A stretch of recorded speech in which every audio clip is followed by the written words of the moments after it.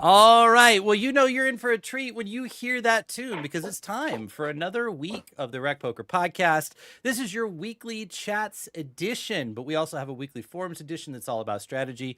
I'm Rob Gardner. You can find me on all social media at Rob Gardner Live, and I have the best freaking job in the world because I get to take over for Jim, who has the best freaking job in the world, hosting this amazing podcast for you every Monday night at 9 p.m. Eastern here live on YouTube.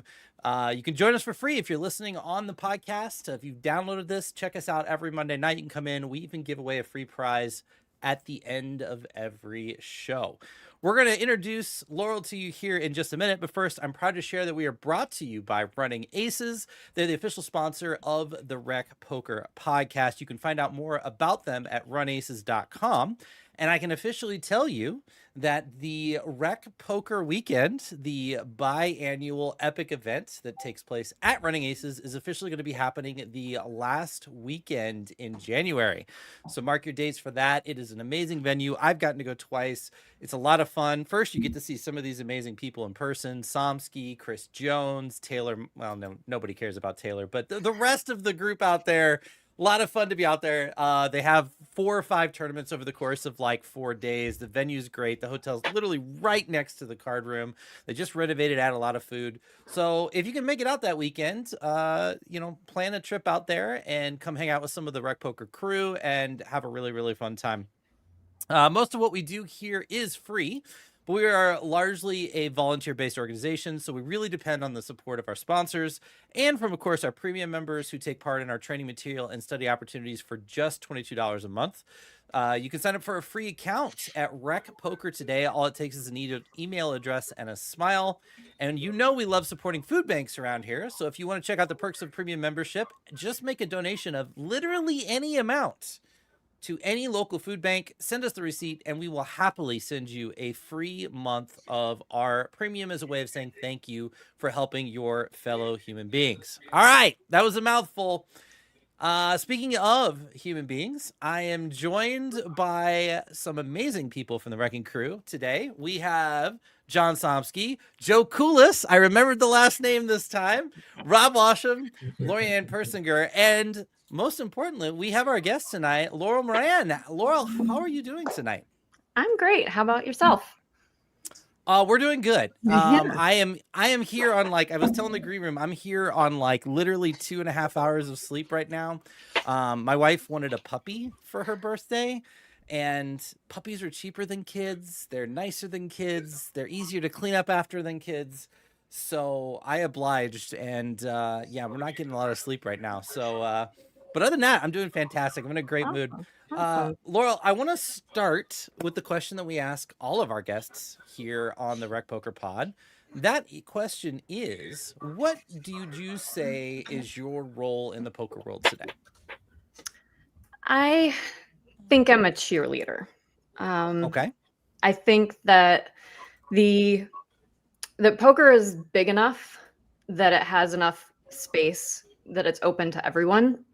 And there's just so many avenues within poker, and that there's a chance for everybody to realize their equity. And I just really love rooting for and motivating others in this beautiful game that I love so much to fully walk down whatever that avenue is and pursue their passion and just achieve their goals. And this is true outside of poker as well, but because it's something so near and dear to my heart, it just is, it means a lot to me to just be able to root for others. Fantastic. Great answer. Well, we're going to root for you because we're going to start with opening the action. And this is the game we play with all of our first-time guests. We're going to give you 2 minutes on the clock. We're going to hit you with a bunch of rapid-fire questions. Whatever comes to your mind first, you can just come out with the answer. You can say pass. So if you just don't know or it's just not a question you want to answer, feel free to say pass. And then we're supposed to do some fancy calculation at the end. We're just going to have fun with it. So are you ready to rock? Sure. All right, here we go. 2 minutes on the clock. Starting with our first question. What is your favorite poker hand? 6 of clubs, 4 of clubs. Ooh. Is poker a gamble or a skill game? Yes. Biggest poker pet peeve? People thinking that their mom is there at the table. Pick up after yourself. Okay. Is Die Hard a Christmas movie? Absolutely. Awesome. Is Ace King a drawing hand? Yeah, we want to see all 5 for sure. Is a hot dog a sandwich? No, it's its own entity. Could you message Jim and tell him that later? Thank you. Dogs or cats? Oh, dogs.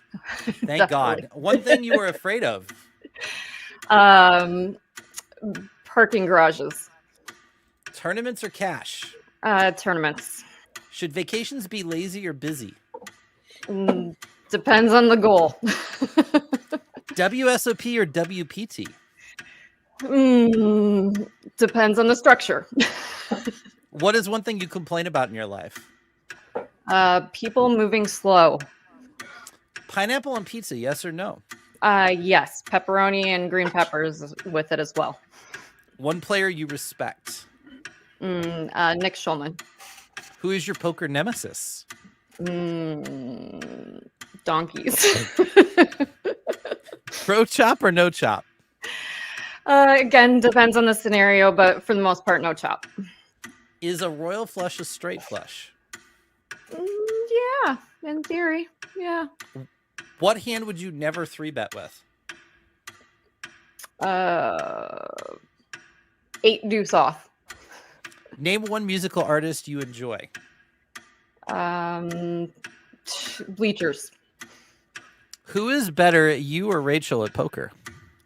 Depends on the day, but I would say Rachel.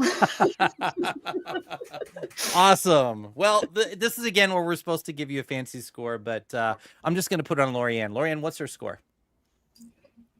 What's her score? Oh, yeah, what's her score? Yep, it's on you. I'm just putting you on the spot. I have no idea because she said 1 to 10. 1 to 10. 1 to 10. Okay, I'll give her an 8 because she said Die Hard is a Christmas movie, but then kind of wailed when dogs or cats. I'm a cat person, though I love dogs, and definitely no pineapple on pizza. I'm from Chicago. No, absolutely. I don't know, but hell no. No, I'm just That's fair. But I have a quick question for you. Is my thing that they all know on here. Favorite hands always fascinate me, and you said 6-4 club, so you've got to explain that one. There has to be a backstory in that. There definitely is a backstory. I was very green at the time. I was playing 1-2 MGM in Detroit, and it was a 9-handed family pot limped. I'm in the big blind with the best hand in poker, and I check, obviously, and I flop the nut straight with the straight flush redraw. There's small betting on the flop. Then I turn the straight flush. I had just won a huge hand, that very hand before. And so I had everyone at the table covered, and I checked and they jammed all into me. There was multiple full houses. There was ace high flush, king high flush. And what ended up being a nearly $3,000 pot in an $18 pre-flop pot.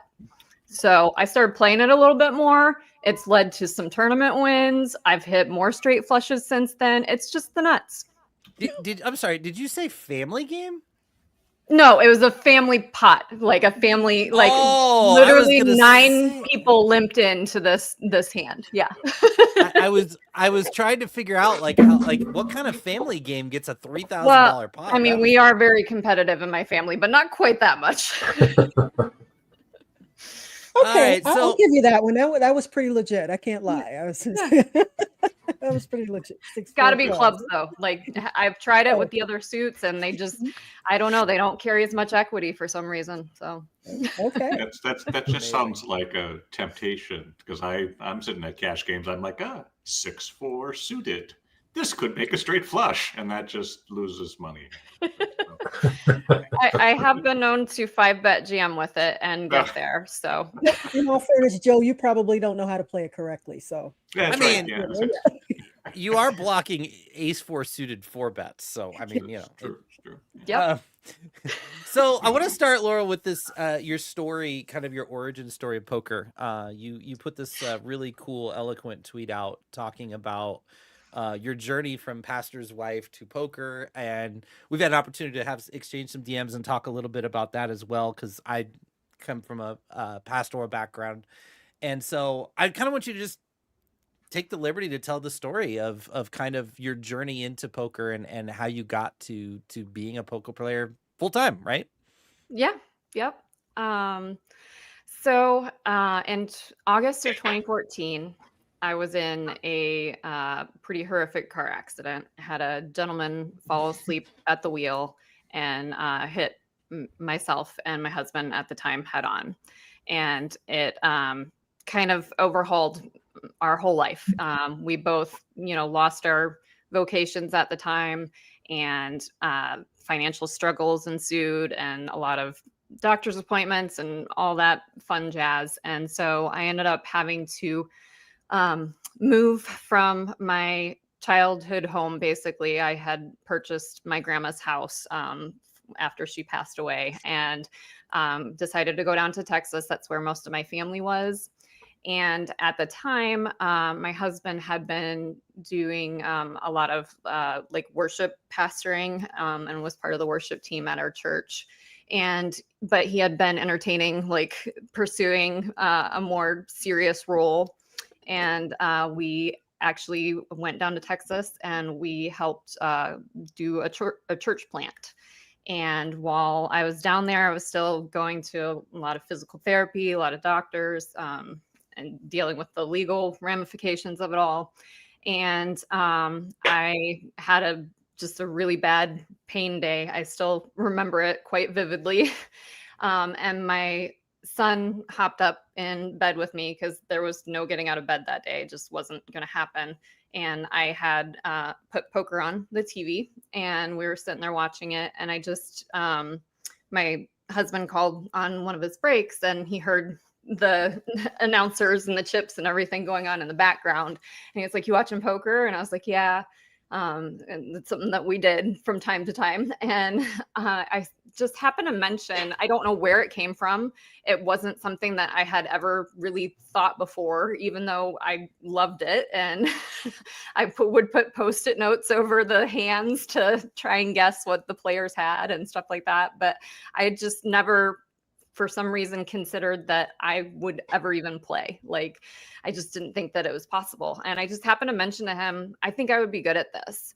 And he was like, "That's so weird that you said that, because I was just talking, like right before I got on the phone with you, with Lawrence, his coworker, and still one of my very dear friends. And they have a weekly home game for poker." And he was like, "Let me go back and ask and see if maybe you could join in too, because I just got invited." And so I did. And every Tuesday night, I found myself at the Double Horn after the restaurant closed down. And we would just play. I think it was like 10 cents, 20 cents was the stakes. And everybody would buy in for $20. And it took quite a few weeks, but I eventually learned all the different variants of the games. And, then I'm cashing out, $60 and then $100. And then there was like quite a few, $200-$300 nights. And it just became an absolute thrill for me, something that I really had to look forward to. And things didn't quite work out in Texas. We ended up moving back to Michigan. And then I started playing in casinos because they were more available. Texas poker back then, in like 2015, was not the Texas poker that we have all come to know and love today. So,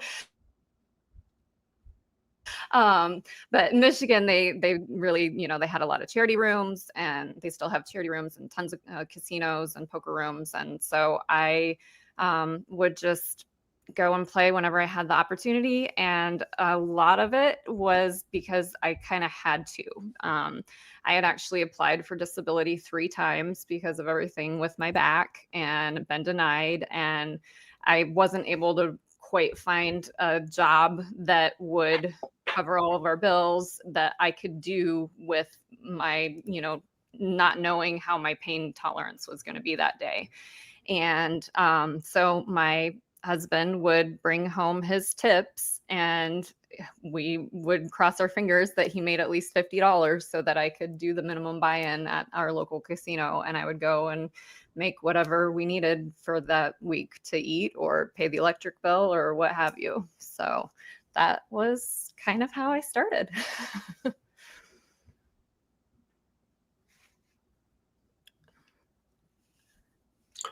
You're muted. Rob. Yeah, I can't hear you, Rob. Hi, my name is John Somsky. How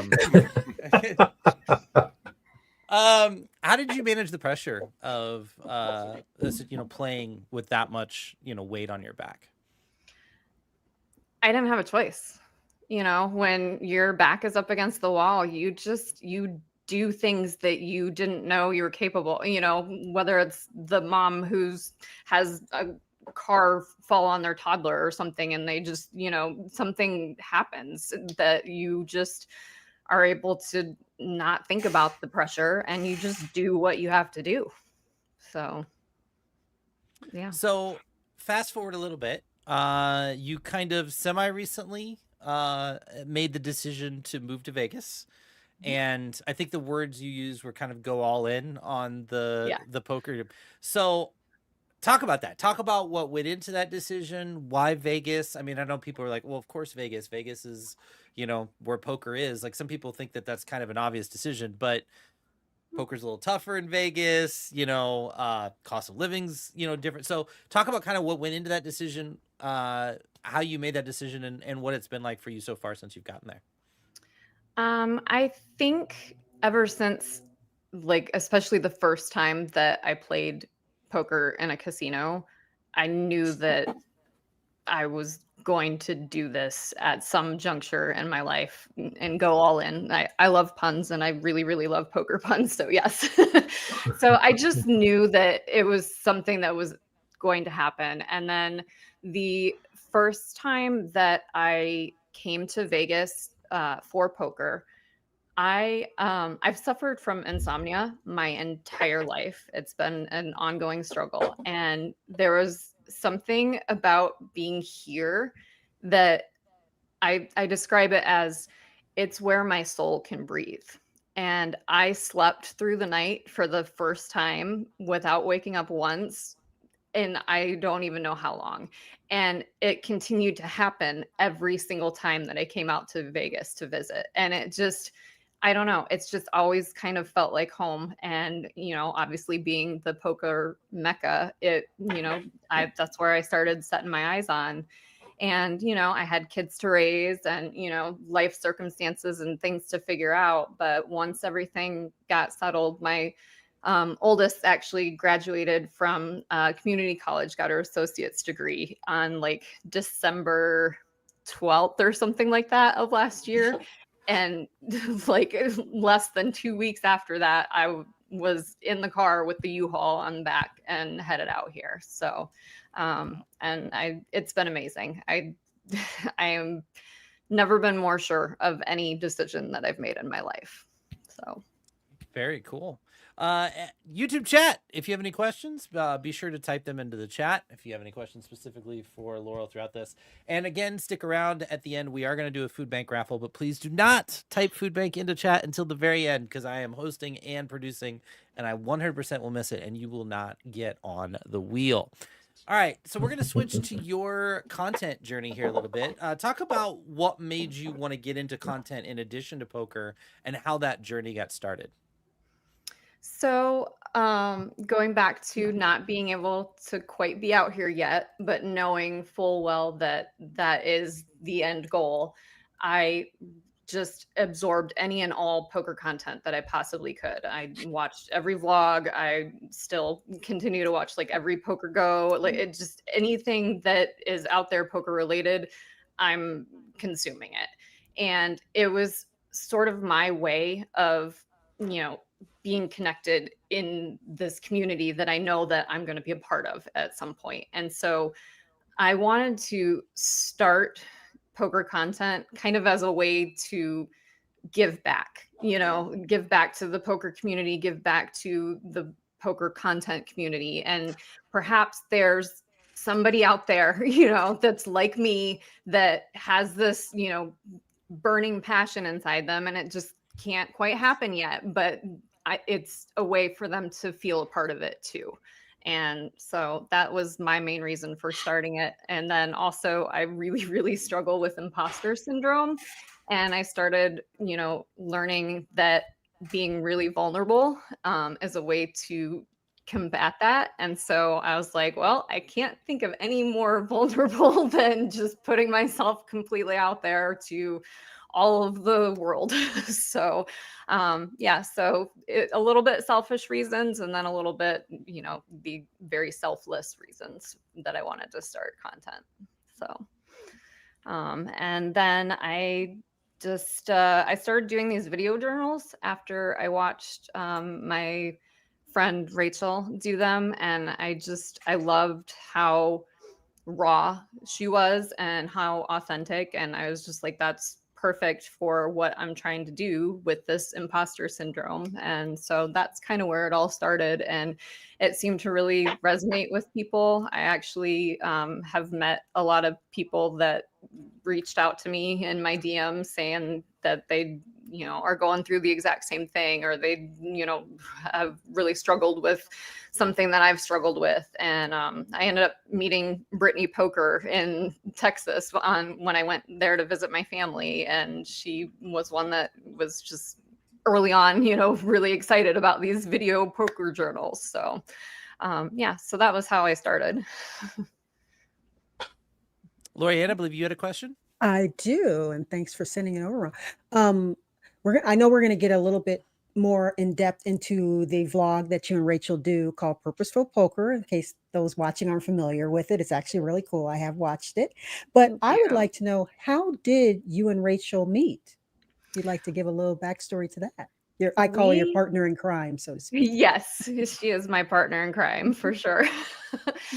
We actually met at a Jamie Kerstetter meetup game. It was a women's only cash game, just 1-3 at the Venetian. And I made sure that if I was available and able, that I was going to be at every meetup game possible. And that's what I did. And she was at all of them too. And we just kind of, we went out for sushi after one of them one time with Nikki Limo. And I didn't really know Rachel super well. I knew Nikki a little bit at that point.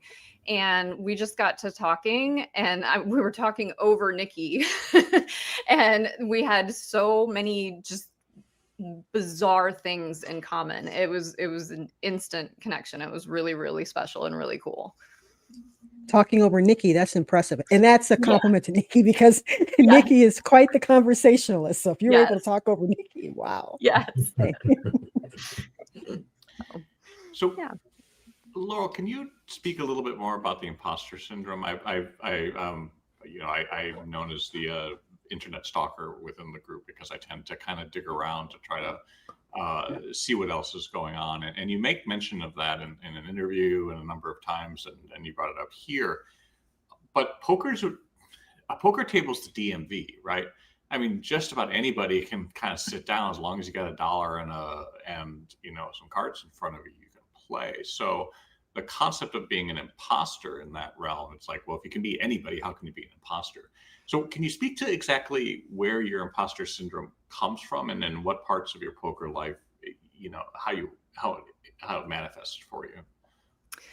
Well, it manifests in all facets of my life, unfortunately. But I definitely agree with what you're saying, how there are it is the one place that everyone belongs. You can be a high school dropout, or you can be, a CEO, and it's just a beautiful open space for everyone.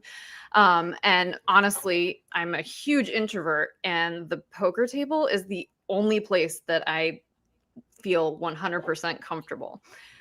It's usually what happens off the table. As soon as I step away and I'm out of my element, and I start overanalyzing hands, or overanalyzing, the conversation that I had with the super nice gentleman from Mallorca, or, whatever.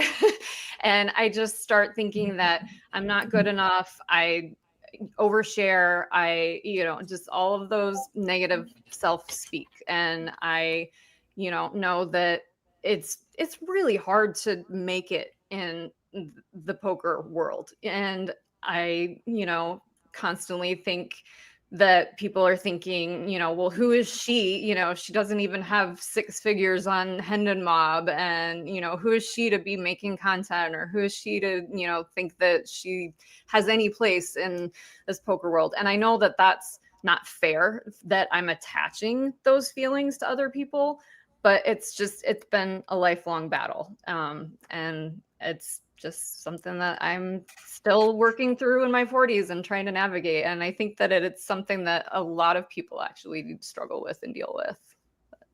Yeah, I don't think anybody who does anything to try to do it well ever shakes that, because you always feel like you're looking up to something. But I guess my follow-up is that you said that the way you deal with your imposter syndrome is vulnerability. I don't know if you can do that at poker table, and I don't know how you do that elsewhere. And if you, how do you? So I can see how vulnerability in the context of streaming would work, but how do you deal with the imposter syndrome when it's just you, a deck of cards, and trying to figure out how to navigate the hands? Well, I think that's part of why I like live poker so much more than online. I still play online because I think there's a lot to gain from it, but I think live there is so much more psychology that goes into it, and so much more conversation. And so like you can be really vulnerable at the poker table, and it can be with a purpose, with an intention, like to navigate against certain players, and what they think of you, or what, so it can be a part of your game. And I think that, just not necessarily like showing your cards or whatever, but just, sharing your story, just being vulnerable. Like I learned so much about people that is just, they probably wouldn't volunteer if I wasn't being open and vulnerable with them as well. And that does kind of give me a little bit of an edge there too, because then I can adjust how I play them, because they're providing me with information. So so I'm going to follow up, because that actually was one of the other very interesting things that I found, is that you spend a lot of time talking about, being an introvert, and you have imposter syndrome. And then in that very same interview, you talk about the fact, and just now, that you suddenly become a different person, and you're doing extroverted things in order to take advantage of people at the table in a manner to use them. But it's very hard to be vulnerable for yourself without giving away the same information to others at the table while still using it. So how do you navigate that? And a follow-up is really kind of, well, is there just a Wonder Woman moment that you just kind of pull on the suit and it just changes your outcome? Is it a different person that's this extrovert that's not Laurel? Is my question making sense? Yeah, kind of. I think that there is just something that happens when you are where you belong, and so I think that there's no shame, and it shouldn't affect your game being vulnerable. Like I love sharing my backstory with others, when they bring up something, and especially like if it's a new player, like I like giving them a little insight into, how I started, and that, just helping them along. And I don't think that it's a weakness. And I think that we kind of need to do away with that, both in poker and in society, that, being open and vulnerable is a weakness. And there's a way that it can be utilized as a superpower. And I do have another persona that comes out. Her name is Chase. It's a nickname that I was given a long time ago by someone in poker. And yeah, she is a little bit more aggro, and she does have, balls of steel, brass balls. And she's awesome, and I love when she shows up, but we have to work really hard to get her to make an appearance for sure. So I don't know, does that answer your question at all? No, I do find it fascinating. I mean, competitors often have to different personas that they bring, and they separate themselves. But it's very interesting that some aspect of your competitive nature is to combine the two, right? It's like combining the vulnerability, which makes you vulnerable, right, in that context, with essentially a different persona, somebody that's not you. And it's a if I may humbly say, it's a conflict a bit in terms of how you do it, and so I find it fascinating. That's all. I was just very fascinated by that. Okay. Those two statements. So. I think it's kind of, I mean, just to stay with the poker theme, it's sort of like someone's game and their strategy, being GTO or more street poker, finding a solid hybrid and ways to navigate and utilize both of those at different times throughout, the game and hands. It's kind of the same thing in a way. The one thing that you have to be careful is that somebody who can be very vulnerable but not give anything away and use it against people, it's called a sociopath. But I'm not saying that you are a sociopath. I'm just saying that it's taken too far. It is a way to be tactful and gain edge on the poker table. That's for sure. Yeah. So Laurel, I have a question for you. We've lamented over the last 18 months in various pods when the topics come up, some of the additional and I would say unfair challenges that female content creators have faced over the years. What has your personal experience been like being a female content creator within the poker space? Honestly, it's been really positive. I've been pleasantly surprised with the comments on the vlog, and like even in like my IG DMs, or you'll get, of course, the guys that think they know everything, and so they'll see like one snippet of a hand and think that you played it wrong or whatever. But that's just like football has their couch court coaches, it's the same thing. So but I've been really, really, really surprised. I had multiple people, like when I first started doing this, just be concerned about, the internet trolls and the keyboard warriors and everything. And so I was prepared for that. And I wasn't prepared for how receptive and welcoming everyone has been. So I think, I don't know, I'm try to do everything with integrity and authenticity. And I think that connects with, the right people, I guess is the best way to put it, that it lands with who it's supposed to. And I haven't really, I'm still expecting it at some point, but I haven't really encountered anything negative like that. So fantastic. Go ahead and we normally do this at the end, but go ahead and take a moment and just promote your vlog. Tell people where they can see it, talk about your TikTok channel and anywhere else you're currently kind of making content. Okay, awesome. Thank you.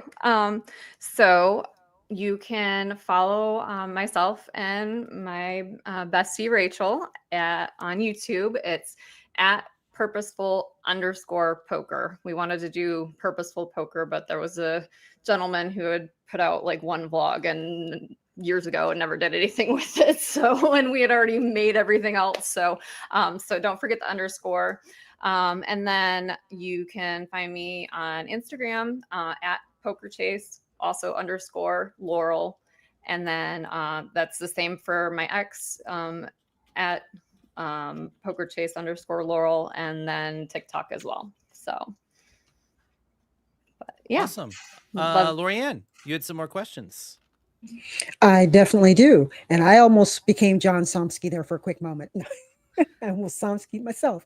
Just in short, what made you decide to take a leap of faith, you and Rachel, and start a vlog?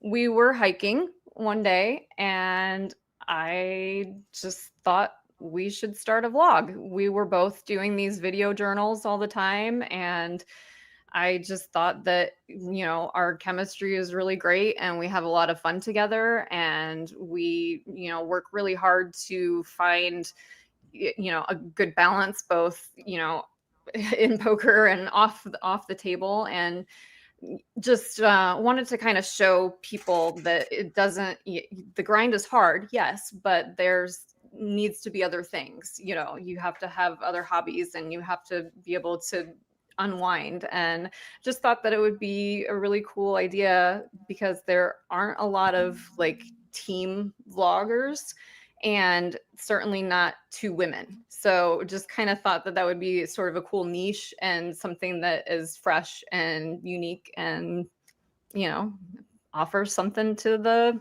poker content world. And as like I said, I've watched several of the vlogs and I do enjoy them. I enjoy the chemistry. I mean, from you guys discussing hands together, it's nice that you have someone that knows what you're going through. And, I commented on a couple about the things you're like, sometimes it's important that you think you're only going through this. But when Rachel mentioned about the parking spot, I was just like, go, and Yes. the pocket nines. I was just like, and I'm telling my husband, Rick, like, pocket nines and the curse of the up close parking spot. I was just like, thank you for saying that. But also just to see you two ladies rocking out to Alanis Morissette, which honestly, I thought that was going to be your answer during the lightning round question. The way you guys are crossed rocking my out. head, and then I don't know. It looked like you were just having a ball. Yeah. Back Thank to you. the vlog. And like I said, I am fascinated by the whole process because I thought about it, but just never had the guts to take that leap of faith. So that's why I find it fascinating that you put yourself out there like that. Do you ladies do all the filming and editing yourself? We do. We've talked with a couple editors, and that's just not in the cards right now. From my bankroll management perspective. But yeah, eventually we would like to be able to hand it off, but we did want to make sure that we had, a handful of them out there so that at some point when we do bring somebody else on board, that we don't lose like our brand, they get a sense of who we are and everything. So, but yeah, we do everything 100% on our own. So yeah. On It's average, how long does that entire process, like from filming to posting on YouTube, take for just one vlog? Well, we are still very green to this. So we are still learning, and there is definitely a huge learning curve. We right now are a little over a month behind. But in theory, we're pretty close to being able to start, having a system and being able to crank them out quite a bit faster. So I think that we could be like 2 weeks behind and that be something that's sustainable. So yeah. Very good. And I know Rachel's in the chat, so I just want to shout out to Rachel. By the way, I did watch you on the Venetian table, and I think you were being a little harsh on yourself during the vlog. I thought you did quite well. Thank you. So yeah, so just letting you know, Rachel, I did. Once I saw you, I was like, oh, I know her. So like I said, that's all I got. Thank you. So You're very one welcome. last content question for you, course. and no wrong answers. But somebody who hasn't named his alter ego yet, maybe needs to, woke up and decided to, I guess, shake the poker world up and make a silly video that got like 145,000 views, which worked out because that led to us having a conversation that got you on this pod. So that was the whole reason we did it, of course. But just what is your honest take on where content is in the poker world right now? I think we're trying to reinvent the wheel, and I don't think it has to be that hard. People still want to see hand histories. They still want to hear story. Like that's part of why I wanted to do the vlog this way, showing stuff off the table. And, so people still connect with that. And it doesn't have to be sensational or, out there. I think, I don't know if it was you or somebody else mentioned like the Jerry Springer or whatever. I don't think that we need to do that because we have something really awesome. And I think that if we really cultivate that, you know, it's going to filter outside of the poker community, but we have to work in-house to really breed good, positive, healthy, cultivating things. And so I don't know. I think that people just need to bring some brightness into the world and, you know, focus on poker, focus on why you love it, focus on why you started playing in the first place, what brings you back to the table every day, you know, like it just, yeah. It's simple. Yeah, I think the thing that I like most that you guys are doing is the authentic part. I think that's the part that people relate to the most, because we are so good at putting our success stories out, and then as soon as things get tough, the camera shuts off. We stop getting on social media. Nobody wants to go out and be like, "Hey, I'm in a 40 billion downswing. Hey, Yeah. I haven't made any money in 2 weeks." But that's the part that makes us human and real and relatable, and that's the part that most people relate to because they've all gone through it. So I think it's really cool that you're both doing that, and I think that's going to be you know, a big staple in how you guys are successful moving forward. Real quick, another read. Best way to support us if you're watching out there, doesn't cost a thing. Hit the like and subscribe button so you can get notifications when we put out content regularly. Again, if you have any questions, pop them in the YouTube chat. We've already gotten a couple really good questions I'm taking notes on that we're going to ask Laurel a little bit later. And any super chat donations will be shared with the food bank. Donations this month are going to go to the Fair Share Food Bank in Coburg. Help us out at rec.poker/support. We really depend on support from our pre-members who take part in our training materials. Again, for just $22 a month. You can give us a try and get your first month for just $5 by using the code podcast at checkout, or again, by supporting your local food bank. All right. We're going to move it into the Rags to Riches tournament. You, the story you told at the very beginning, you actually entered into a giveaway and won a seat into a $3,300 tournament. I bet a lot of our audience has probably never played in a $3,300 tournament. So talk about winning this seat and how you're feeling heading up to this big event. Well, I have never played a $3,300 tournament. It is a huge deal for me. I am over the moon excited. It was a tell us your story. That was the contest, and I didn't know if it was supposed to be funny or, you know, somebody else's story that you met at the poker table or something that happened. But as I am a quasi aspiring writer, and I've been to some writing workshops, and just the common thing that they always say is write what you know. And so that's what I did. I wrote my story because it's what I know. And apparently it connected with them, and I'm one of 15 people that get to play in this tournament, and it is an open event. So I was watching Poker Go last night with my fiance, and like Lucky Chewy's on there, and it was one from like the summer, but I'm just like, so I don't know who all's going to be there. I don't know what the field's going to be like. But I am geeked out of my mind. It's been a dream of mine to play in the Poker Go studio. So I have no expectations. I'm going into this with just, you know, an open heart and just trying to be present for each moment, and just really excited and grateful for the opportunity. So very, very cool. So how are you prepping for it? Like what's your prep kind of heading up to the event? And then like, what's the week of look like for you? Okay. So it's Wednesday. I went and yeah. Like this Wednesday? Yeah. Oh, wow. Okay. Very cool. Well, then So there you go.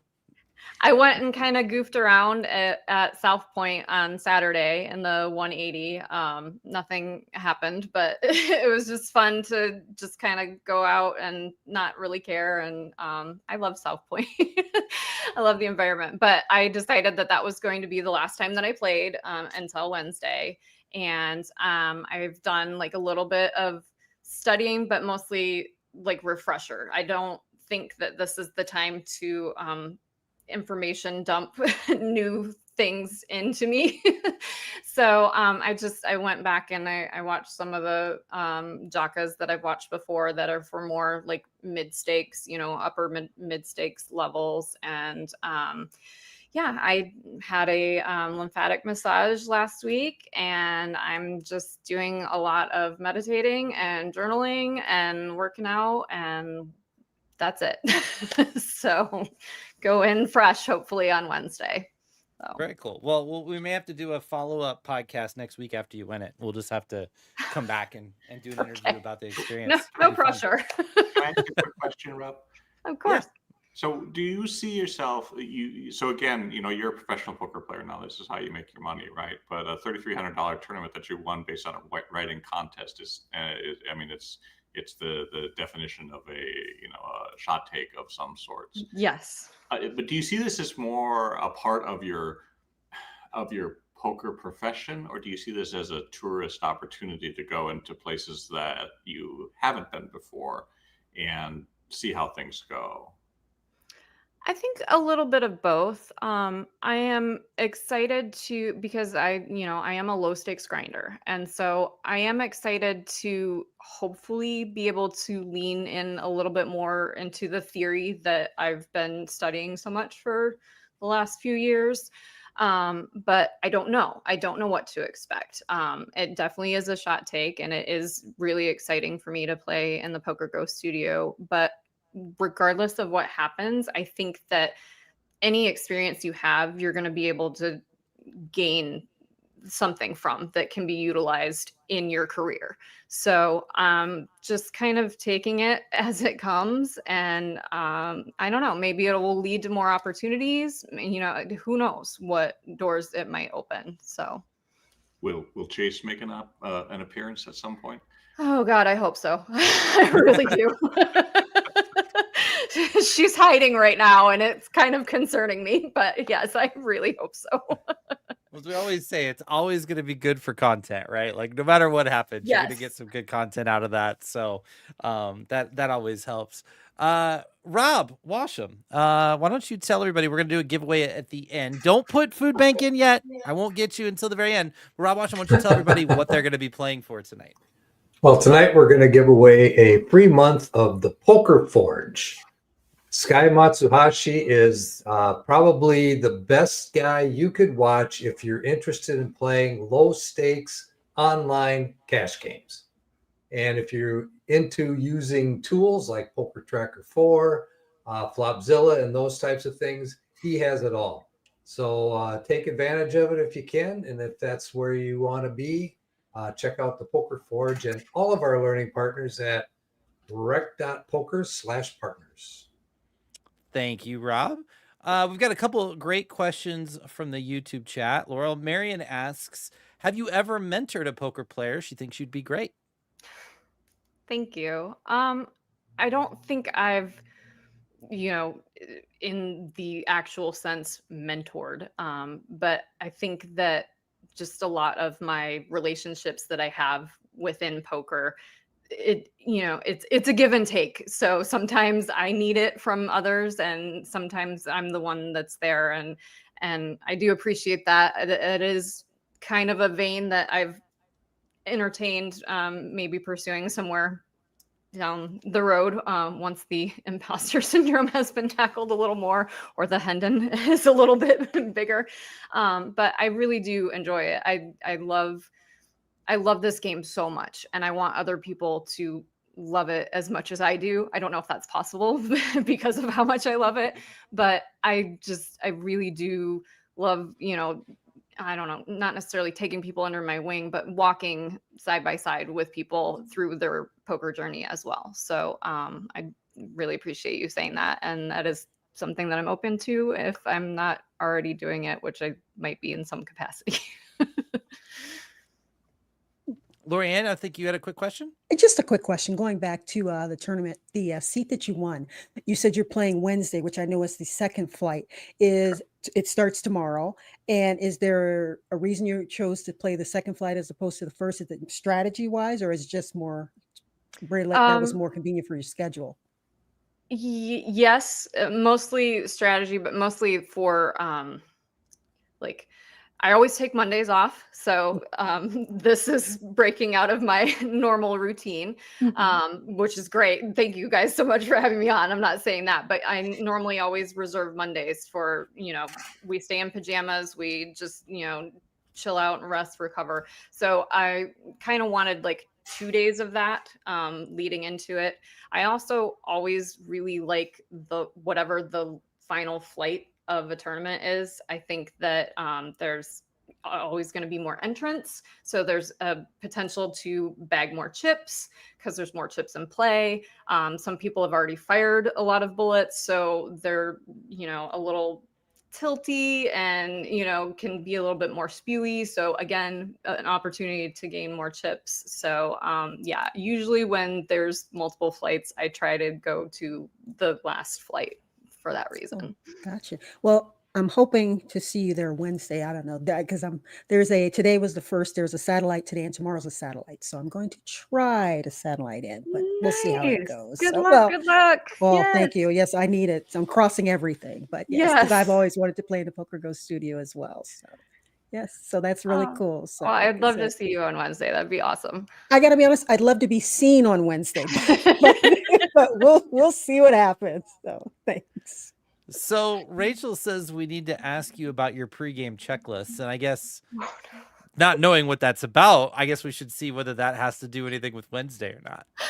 Oh, that's evil. Okay, so if you guys really want to know the full rundown of everything that I do, I journal first thing when I wake up so that I'm like still sleepy and I don't judge what I'm writing, and it's close to, my subconscious is still kind of there. So if there's anything that, subconscious Laurel needs to write out, get out, reveal, then it's there. So I do that. I try to write for at least 5, maybe 10 minutes.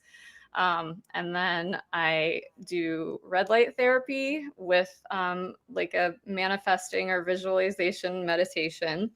I do yoga with affirmations. I have a vibration plate that I do for my lymphatic system. I usually do like at least a light workout, like maybe just like walk a mile or 2, things like that. And let's see. Oh, I have vitamins I take. I drink my apple cider vinegar. I'm probably forgetting something right now because I'm put on the spot, but yeah, it's pretty lengthy and it takes me about 4 hours plus from the time I wake up to when I enter the tournament to get ready. So, but it just helps me make sure that I'm leaving everything behind, that I've worked through everything, and what I'm bringing to the table is the best version of me. So that's why I do it.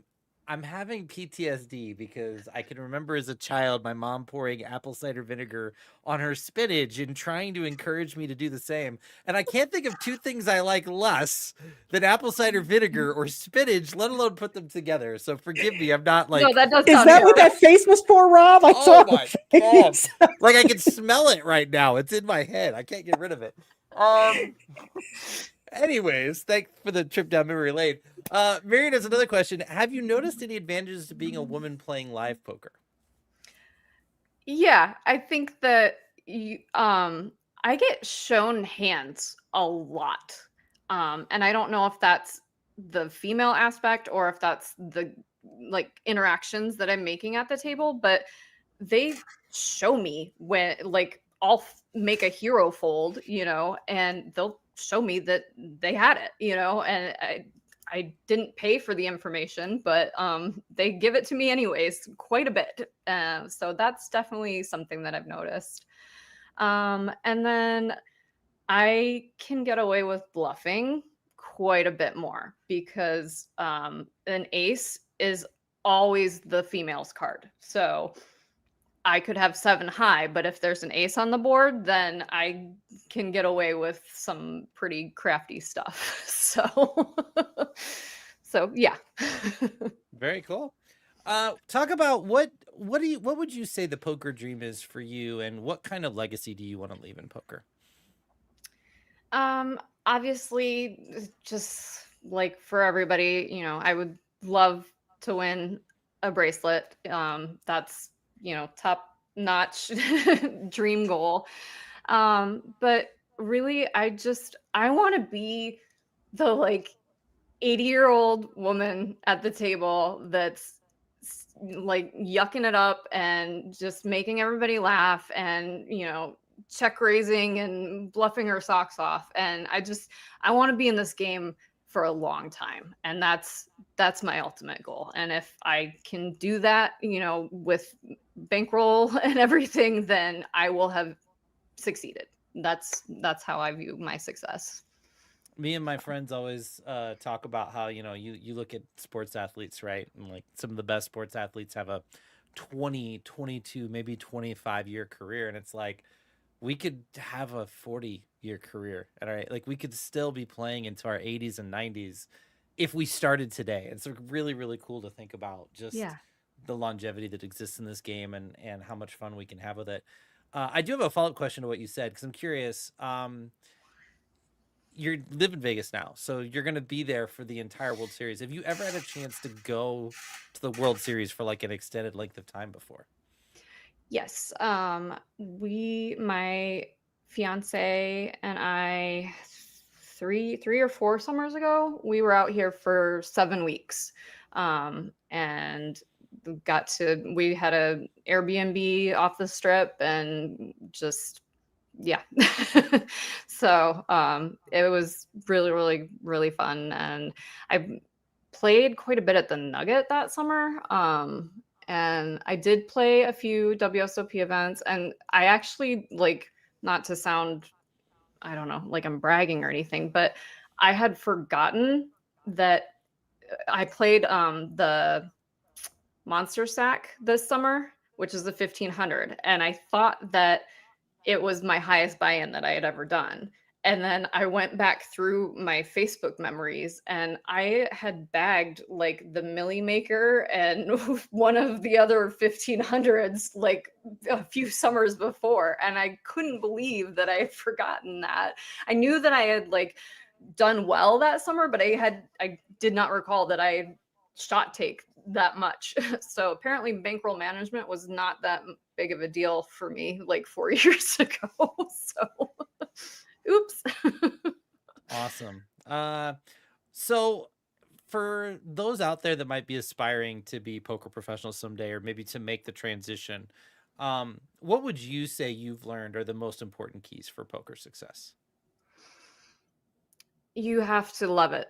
You have to, because it is tough and it will test everything that you thought you knew about yourself. And you have to relearn yourself over and over and over again.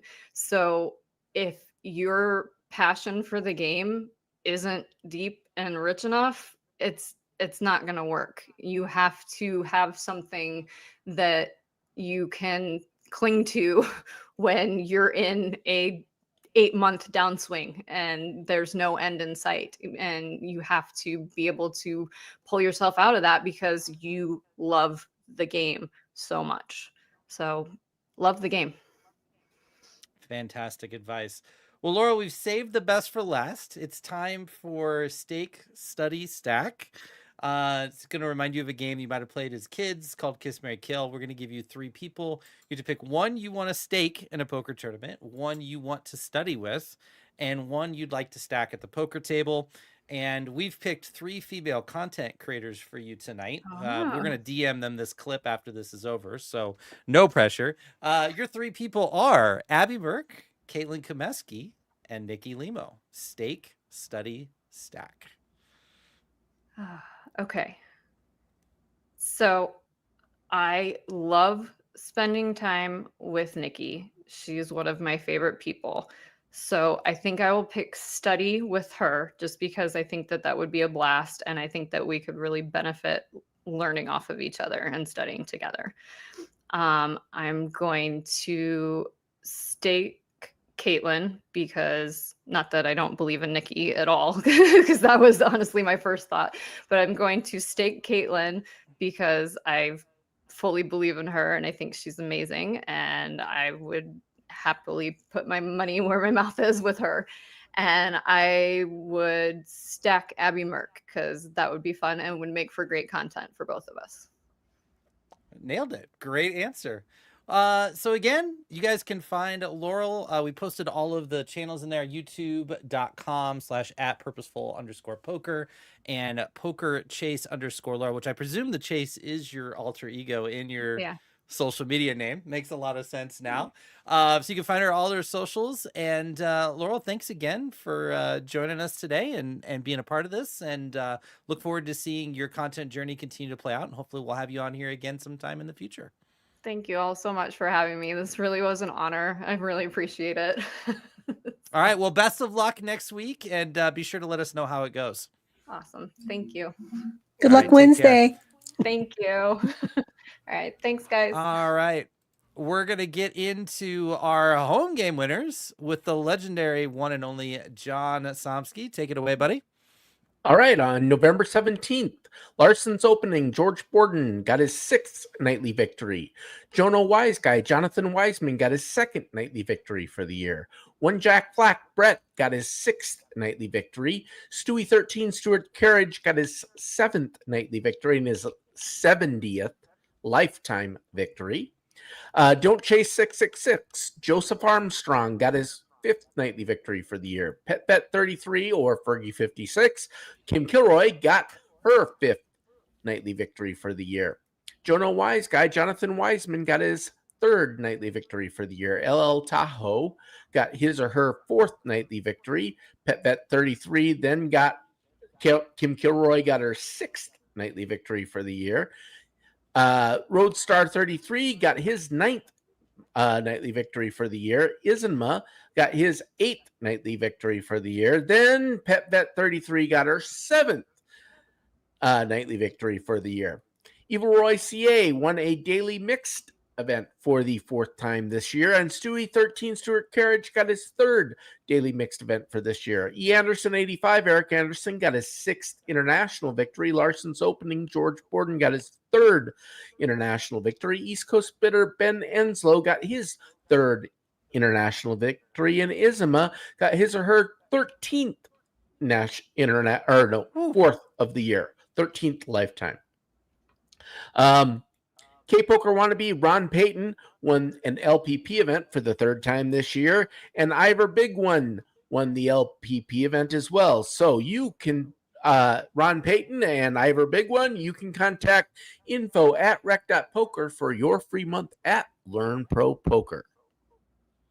Very, very cool. I'm going to stall for about 60 seconds to give you guys a little bit more time to type Food Bank into chat to have a chance to win a free month over at the Poker Forge with Sky Matahashi. I just say that right?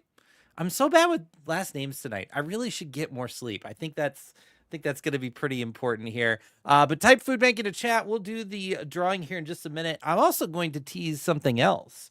You're going to want to stay tuned over this next month because behind the scenes, several of us have been working really, really hard on a huge upgrade for our community, both for the premium members at RecPoker, but also for those of you that are just free users out there that come and support RecPoker and be a part of what's going on. It's going to be a huge improvement in how we do community, how we communicate, how we learn in poker.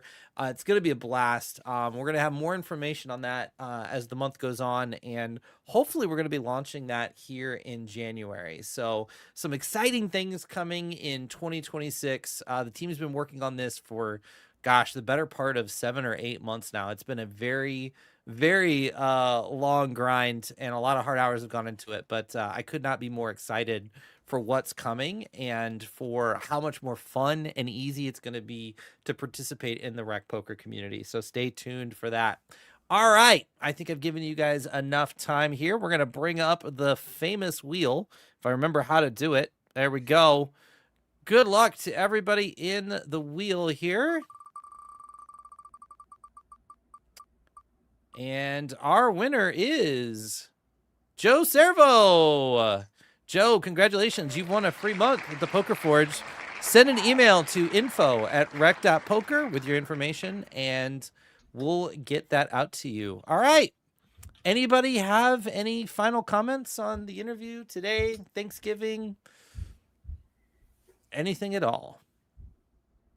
No? Okay. Well, on behalf of the great Jim Reed, who will be back here soon, and everybody at RecPoker, thank you again to our sponsors, Running Aces, for sponsoring this podcast and being a part of things. Thank you to Laurel for being such a great guest in an interview. And most importantly, thank you to all of you for coming out and checking out the podcast. Hopefully we'll see you next week for the strategy pod. We're going to talk about the state of online poker heading into 2026. That's it for us, everybody, tonight. Have a wonderful evening. We will see you guys soon.